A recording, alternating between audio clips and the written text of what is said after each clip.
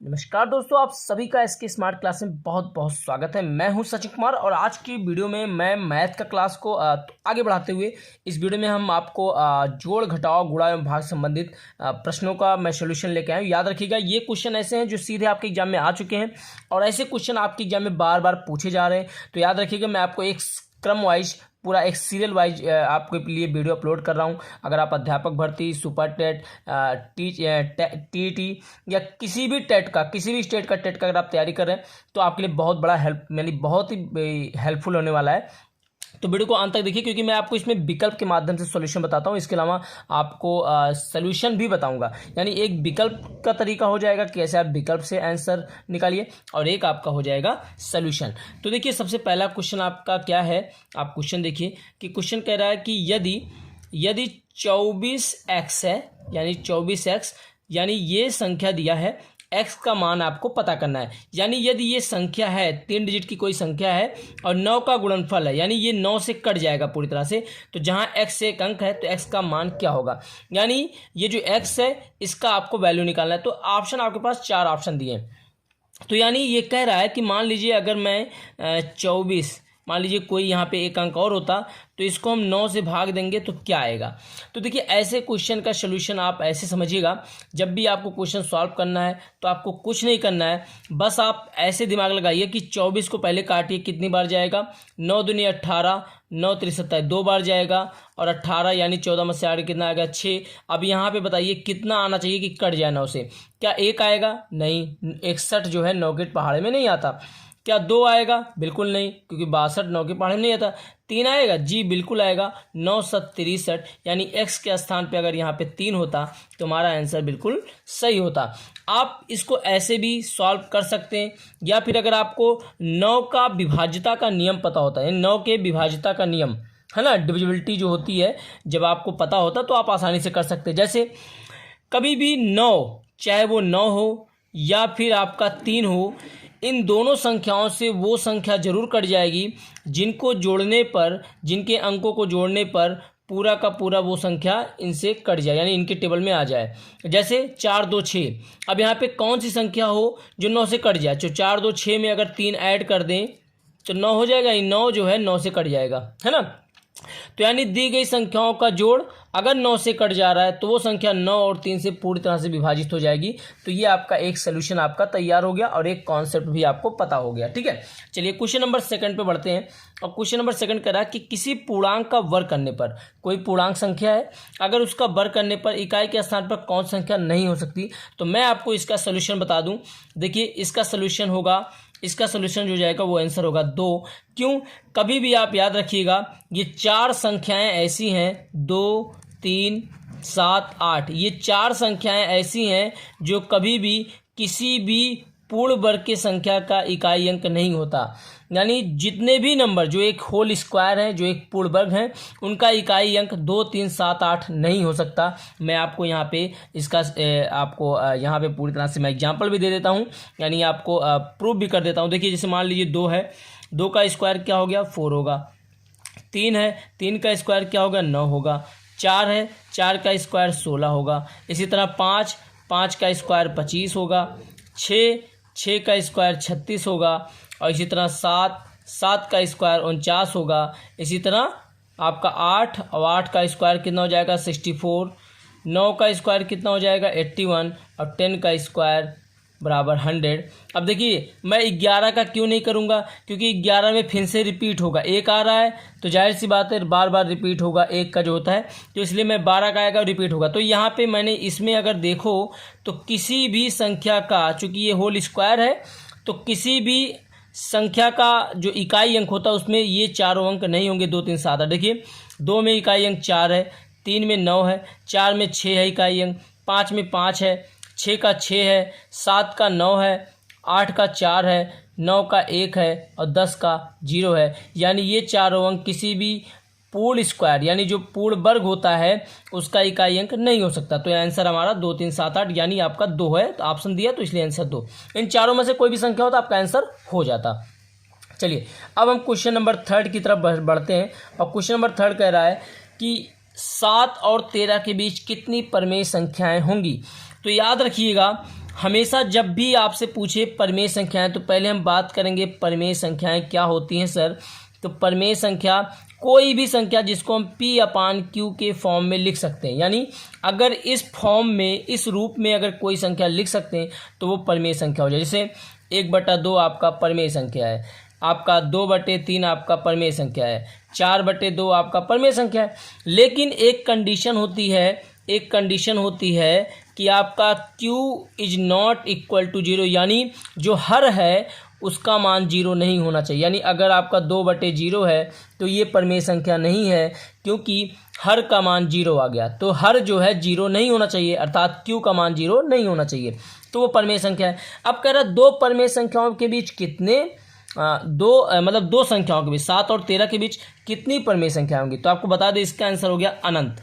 अनंत मतलब अनगिनत, यानी हम जिसका अंत ना हो, ठीक है, जिसका अंत ना हो, यानी असंख्य संख्या हो सकती है। जैसे कैसे, देखो आप ऐसे, मैं आपको बता देता हूँ। देखिए अब यहाँ पे कैसे, तो देखिए जैसे मान लीजिए आपका 1 है और 2 है। अब अगर मैं कहूँ इन दोनों के बीच कितनी परिमेय संख्याएं होंगी, तो देखिए 1 और 2 के बीच भी अनंत परिमेय संख्याएं होंगी। कैसे, देखिए आप सोचिए 1 से 2 तक अगर मुझे जाना है तो सबसे पहले 1.1 आएगा, फिर 1.2 आएगा, फिर 1.3 आएगा, फिर 1.4 आएगा, ऐसे ऐसे करके ये आपका लगभग 1.9 तक होगा ना। अब आपसे कहूँ कि 1.1 से 1.2 के बीच कितने परिमेय संख्या हैं, तो ये भी क्या है, अनंत परिमेय संख्याएं हैं।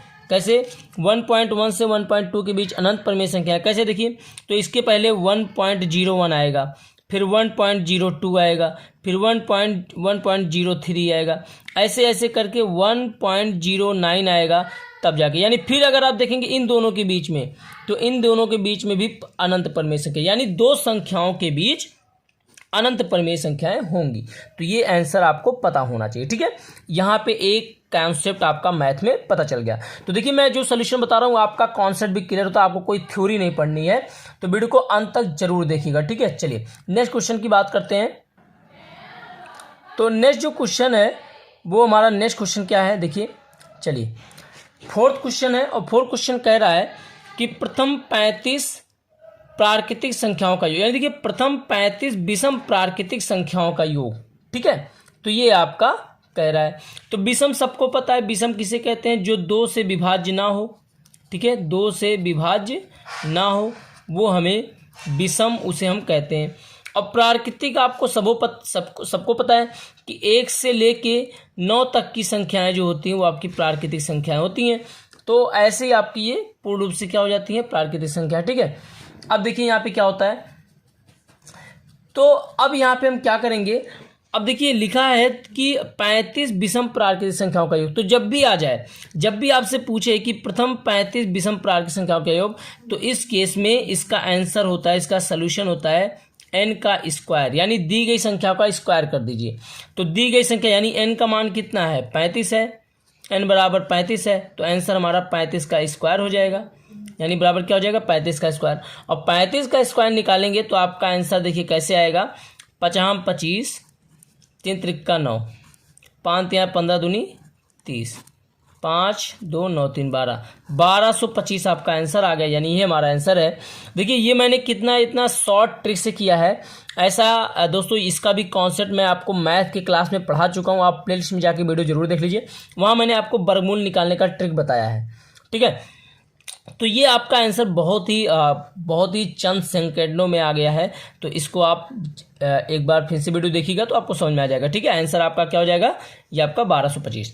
चलिए नेक्स्ट क्वेश्चन की बात करते हैं। अगला जो लास्ट क्वेश्चन है वो है दो संख्याओं का योगफल तथा गुणनफल क्रमशः 11 और 18 है, तब इन संख्याओं के व्युत्क्रमों का योग क्या है। अब देखिए जब भी क्वेश्चन आपको ना समझ में आए तो इस केस में आप हमेशा क्या करेंगे, आप केवल और केवल जैसे जैसे कह रहा है वैसे करिए। जैसे दो संख्या, अब बताइए दो संख्या एक तो होगा नहीं, दो संख्या सेम तो होंगे नहीं, दो संख्या अलग अलग होंगे, इसलिए हमने दो संख्या मान लिया कि दोनों संख्याएं x तथा y हैं। क्या है, x तथा y है, मान लिया। अब जैसे कह रहा है दोनों संख्याओं का योगफल तथा गुणनफल, यानी योगफल 11 है और गुणनफल 18 है। तो चलिए हमने कह दिया, जैसे कह रहा वैसे कर दिया कि x प्लस वाई बराबर कितना होगा, 11 होगा। और गुणनफल कह रहा है, गुणनफल यानी एक्स वाई का गुणनफल, तो एक्स गुणे वाई बराबर कितना हो जाएगा, 18 है। ठीक है, क्या है, 18 है। तो एक्स गुणे वाई चाहे लिखो, चाहे इसको हम ऐसे भी लिख सकते हैं, एक्स वाई बराबर 18, ऐसे भी लिख सकते हैं। ठीक है, तो हमने लिख दिया। अब कह रहा है इतना जब करने के बाद, अब वो क्या कह रहा है, तब इन संख्याओं के व्युत्क्रम। तो व्युत्क्रम का मतलब होता है उल्टा। जैसे अगर आप कहा जाए कि x का मान 1 है, x का मान मान लो 2 है, तो आपसे कहे कि बताओ इसके व्युत्क्रम का मान क्या होगा। व्युत्क्रम यानी अगर कोई संख्या मान ली x है तो इसका व्युत्क्रम कितना होगा, 1/x हो जाएगा। मान लीजिए कोई संख्या 2 है तो इसका व्युत्क्रम कितना हो जाएगा, 1/2 हो जाएगा। वैसे कह रहा है इन संख्याओं के व्युत्क्रमों का योग, यानी जो x y है तो इनका व्युत्क्रम कितना हो जाएगा, 1/x प्लस 1/y। कह रहा अब इनका मान बताओ कितना होगा। तो बहुत आसान है, इनका मान अगर मुझे निकालना है तो तरीका बहुत आसान है। कैसे, देखिए अब हम क्या करते हैं, जोड़ का जब हम आपको बताएंगे तो इस तरह के क्वेश्चन को सॉल्व करने के क्या करते हैं, नीचे और इसका एलसीएम ले लीजिए। एलसीएम क्या होता है, ऐसी संख्या लीजिए जो इन दोनों से कट जाए।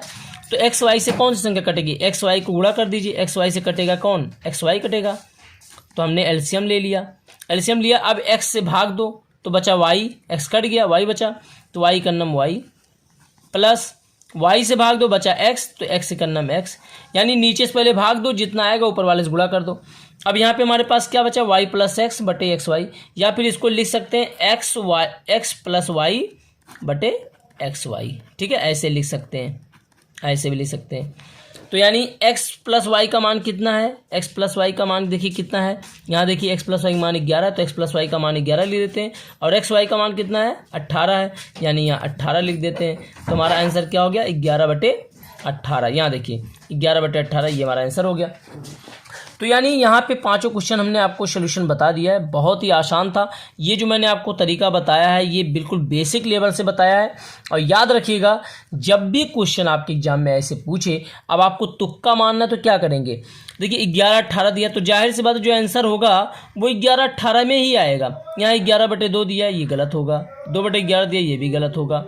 अब व्युत्क्रम दिया है तो व्युत्क्रम में या तो ये होगा या तो ये होगा, तो इसको सोल्यूशन से आप कर सकते हैं। ठीक है, तो ये हमारा आंसर हो गया। और ये 5 क्वेश्चन था दोस्तों। फिर नेक्स्ट में जो है क्वेश्चन लेके आऊँगा। आप प्लीज़ कमेंट बॉक्स में कमेंट करके बताइए कि वीडियो आपको लिए कितना हेल्पफुल है और आपको किस तरह के इसमें कौन से क्वेश्चन और लाने चाहिए, या जो भी आपको प्रिपरेशन करना है उससे जुड़ा हुआ सजेशन आप मुझे ज़रूर दीजिए। Thank you for watching, thank you so much.